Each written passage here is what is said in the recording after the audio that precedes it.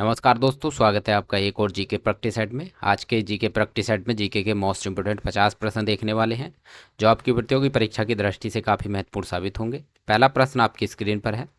पुरुषपुरा किसका दूसरा नाम है? तो पुरुषपुरा जो है यह पेशावर का दूसरा नाम है। ऑप्शन बी इस प्रश्न का सही उत्तर हो जाएगा। वीडियो का अगला प्रश्न है, जूनागढ़ चट्टान शिलालेख किससे संबंधित है? तो जूनागढ़ चट्टान शिलालेख जो है यह रुद्र दामन से संबंधित है। ऑप्शन सी सही उत्तर होगा। अगला प्रश्न है, पीएम नरेंद्र मोदी फिल्म के निर्देशक कौन हैं? तो पीएम नरेंद्र मोदी फिल्म के जो निर्देशक हैं वे हैं उमंग कुमार। ऑप्शन बी इस प्रश्न का सही उत्तर हो जाएगा। अगला प्रश्न है, लक्षद्वीप के लोग कौन सी भाषा बोलते हैं? तो दोस्तों लक्षद्वीप के लोग मलयालम भाषा बोलते हैं। ऑप्शन डी इस प्रश्न का सही उत्तर होगा। अगला प्रश्न है, यंग गर्ल्स किसकी प्रसिद्ध कीर्ति है?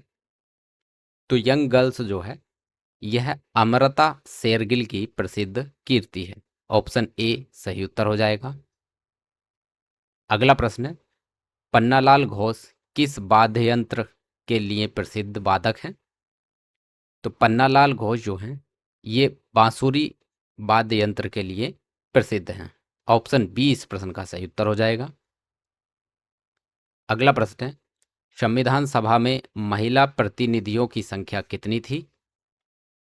तो दोस्तों संविधान सभा में महिला प्रतिनिधियों की संख्या थी 15। ऑप्शन सी इस प्रश्न का सही उत्तर हो जाएगा। अगला प्रश्न है, भारत में एकल नागरिकता की अवधारणा कहाँ से ली गई है? तो भारत में एकल नागरिकता की जो अवधारणा है वह इंग्लैंड देश से ली गई है। ऑप्शन ए सही उत्तर हो जाएगा। अगला प्रश्न है, प्रस्तावना भारत को किस रूप में वर्णित करती है? तो दोस्तों भारत संविधान की जो प्रस्तावना है वह भारत को धर्मनिरपेक्ष राज्य के रूप में वर्णित करती है। ऑप्शन बी इस प्रश्न का सही उत्तर होगा।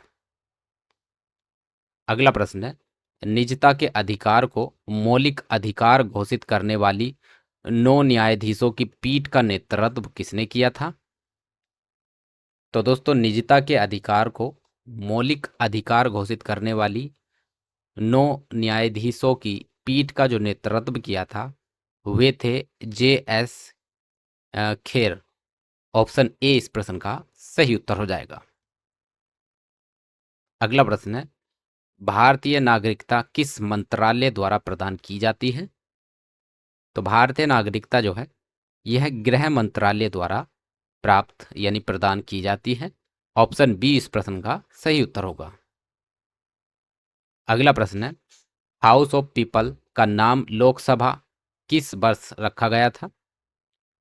तो दोस्तों हाउस ऑफ पीपल नाम जो है लोकसभा का वर्ष 1954 में रखा गया था। ऑप्शन सी इस प्रश्न का सही उत्तर होगा। अगला प्रश्न है, लोकसभा अध्यक्ष को पद से कैसे हटाया जा सकता है? तो लोकसभा अध्यक्ष को उनके पद से लोकसभा द्वारा पारित प्रस्ताव द्वारा हटाया जा सकता है। ऑप्शन बी इस प्रश्न का सही उत्तर होगा। अगला प्रश्न है, केंद्र सरकार का सर्वोच्च सिविल सेवक कौन होता है? तो दोस्तों केंद्र सरकार का सर्वोच्च सिविल सेवक होता है कैबिनेट सचिव। ऑप्शन सी सही उत्तर होगा। अगला प्रश्न है, विधेयक को कानून बनाने के लिए किससे गुजरना पड़ता है? तो दोस्तों किसी विधेयक को कानून बनने के लिए लोकसभा और राज्यसभा दोनों सदनों से पारित होना अनिवार्य है। ऑप्शन सी इस प्रश्न का सही उत्तर हो जाएगा। अगला प्रश्न है, स्वतंत्र पार्टी के संस्थापक कौन थे? तो दोस्तों स्वतंत्र पार्टी के संस्थापक थे सी राजगोपालाचारी। ऑप्शन ए इस प्रश्न का सही उत्तर हो जाएगा। अगला प्रश्न है, गांधी जी ने किसे अपनी मां कहा था? तो दोस्तों गांधी जी ने भागवत गीता को अपनी मां कहा था। ऑप्शन बी इस प्रश्न का सही उत्तर हो जाएगा। अगला प्रश्न है, जिला कलेक्टर का कार्यालय किस वर्ष बनाया गया था? तो जिला कलेक्टर का जो कार्यालय है वह 1772 ईस्वी में बनाया गया था, यानी ऑप्शन सी इस प्रश्न का सही उत्तर हो जाएगा। अगला प्रश्न है, भारत की संविधान सभा का पहला सत्र कहाँ आयोजित किया गया था? तो दोस्तों भारत की संविधान सभा का पहला सत्र दिल्ली शहर में आयोजित किया गया था। ऑप्शन बी इस प्रश्न का सही उत्तर होगा। अगला प्रश्न है, शिया मुसलमानों का पवित्र शहर करबला किस देश में स्थित है? तो दोस्तों करबला शहर जो है यह इराक देश में स्थित है। इस प्रश्न का ऑप्शन बी सही उत्तर होगा। अगला प्रश्न है, इंग्लैंड के प्रथम प्रधानमंत्री कौन थे? तो इंग्लैंड के प्रथम प्रधानमंत्री थे रॉबर्ट बालपोल। ऑप्शन ए इस प्रश्न का सही उत्तर हो जाएगा। अगला प्रश्न है, चीन में बक्सर विद्रोह किस वर्ष हुआ था? तो दोस्तों चीन में बक्सर विद्रोह वर्ष 1900 में हुआ था। ऑप्शन सी इस प्रश्न का सही उत्तर होगा। अगला प्रश्न है, मुसोलिनी किस विचारधारा के प्रमुख अधिवक्ता थे? तो दोस्तों मुसोलिनी जो थे वे फांसीवाद विचारधारा के प्रमुख अधिवक्ता थे। ऑप्शन बी इस प्रश्न का सही उत्तर हो जाएगा। अगला प्रश्न है, प्रकृति की ओर वापस जाओ का आवाहन किसने किया था? तो दोस्तों प्रकृति की ओर वापस जाओ का आवाहन रूसो ने किया था। ऑप्शन ए इस प्रश्न का सही उत्तर हो जाएगा। अगला प्रश्न है, शताब्दी युद्ध किन देशों के बीच लड़ा गया था? तो शताब्दी युद्ध जो है वह इंग्लैंड और फ्रांस दो देशों के बीच लड़ा गया था। ऑप्शन बी सही उत्तर होगा। अगला प्रश्न है, लोकतंत्र शब्द किस भाषा से लिया गया है? तो लोकतंत्र शब्द जो है यह यूनानी भाषा से लिया गया है। ऑप्शन बी सही उत्तर होगा। अगला प्रश्न है, जर्मनी में नाजीवाद की वकालत किसने की थी?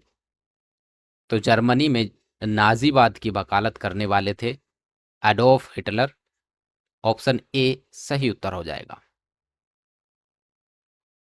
अगला प्रश्न है, मेखला चादर किस राज्य का पारंपरिक पोशाक है?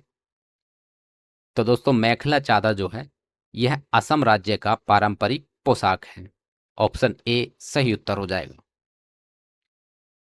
अगला प्रश्न है, सौर मंदिर भारत के किस राज्य में स्थित है? तो दोस्तों सौर मंदिर जो है यह तमिलनाडु राज्य में स्थित है। ऑप्शन सी सही उत्तर हो जाएगा। अगला प्रश्न है, सरकारी आयोग का गठन किस पर रिपोर्ट देने के लिए किया गया था? तो दोस्तों सरकारी आयोग का गठन केंद्र एवं राज्य के संबंधों पर रिपोर्ट देने के लिए किया गया था। ऑप्शन ए इस प्रश्न का सही उत्तर हो जाएगा।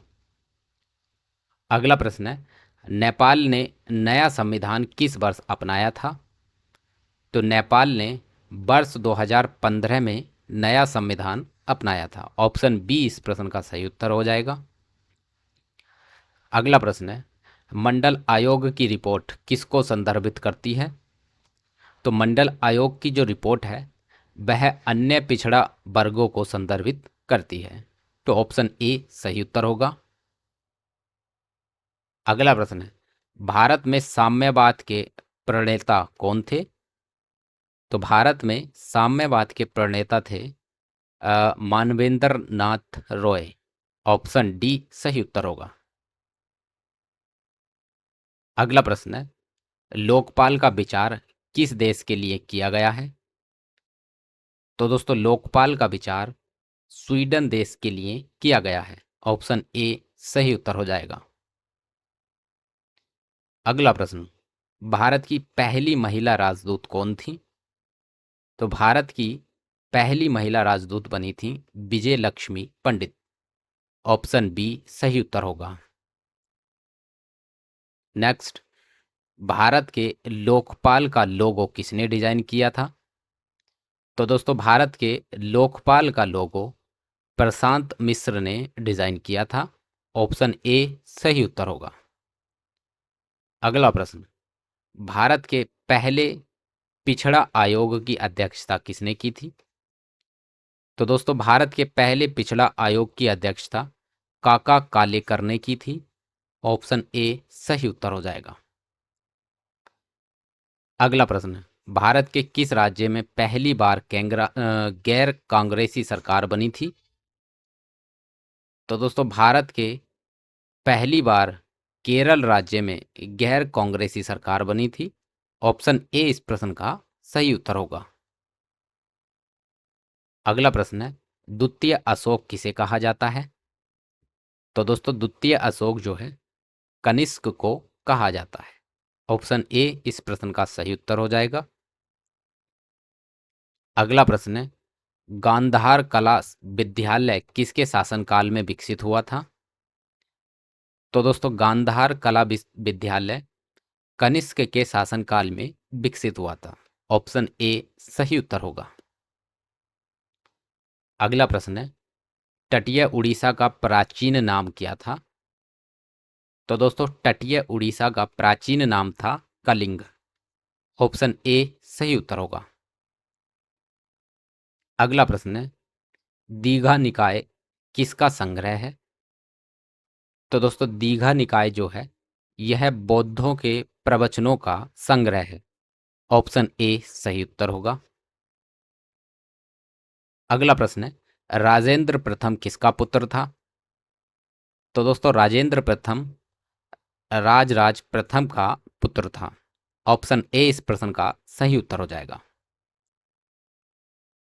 अगला प्रश्न, गंगा को उत्तर से दक्षिण लाने वाला चोल राजा कौन सा था? तो दोस्तों गंगा नदी को उत्तर से दक्षिण लाने वाला चोल राजा था राजेंद्र चोल। ऑप्शन ए सही उत्तर हो जाएगा। अगला प्रश्न है, संगम युग का संबंध किस राज्य के इतिहास से है? तो संगम युग का जो संबंध है वह तमिलनाडु राज्य के इतिहास से जुड़ा हुआ है। ऑप्शन ए सही उत्तर होगा। अगला प्रश्न है, कुषाण काल में सबसे बड़ा विकास किस क्षेत्र में हुआ? तो कुषाण काल में सबसे बड़ा विकास जो हुआ था वह कला के क्षेत्र में हुआ था। ऑप्शन ए सही उत्तर होगा। अगला प्रश्न, गुरु नानक देव जी की जीवनी लिखने वाले सिख गुरु कौन थे? तो गुरु नानक देव जी की जीवनी लिखने वाले सिख गुरु थे गुरु अंगद देव जी। ऑप्शन ए सही उत्तर हो जाएगा। अगला प्रश्न है, सैयद बंधुओं का पतन किस मुगल बादशाह ने किया था? तो दोस्तों सैयद बंधुओं का पतन मोहम्मद शाह मुगल बादशाह ने किया था। ऑप्शन ए इस प्रश्न का सही उत्तर होगा। अगला प्रश्न है, भोपाल के प्रसिद्ध शहर की स्थापना किस राजपूत शासक ने की थी? तो दोस्तों भोपाल प्रसिद्ध शहर की स्थापना राजा भोज नामक राजपूत शासक ने की थी। ऑप्शन ए इस प्रश्न का सही उत्तर होगा। अगला प्रश्न है, सूफी संत के मकबरों को क्या कहा जाता है? तो दोस्तों सूफी संत के मकबरों को दरगाह कहा जाता है। ऑप्शन ए इस प्रश्न का सही उत्तर हो जाएगा। तो दोस्तों ये थे जीके के मोस्ट इंपोर्टेंट 50 प्रश्न जो हमने तैयार किए आपकी परीक्षा की दृष्टि से। आई होप ये प्रश्न आपकी परीक्षा की दृष्टि से काफ़ी महत्वपूर्ण साबित होंगे। दोस्तों हम मिलते हैं आपसे इसी प्रकार के जीके प्रैक्टिस सेट के साथ अगली वीडियो में। तब तक के लिए नमस्कार।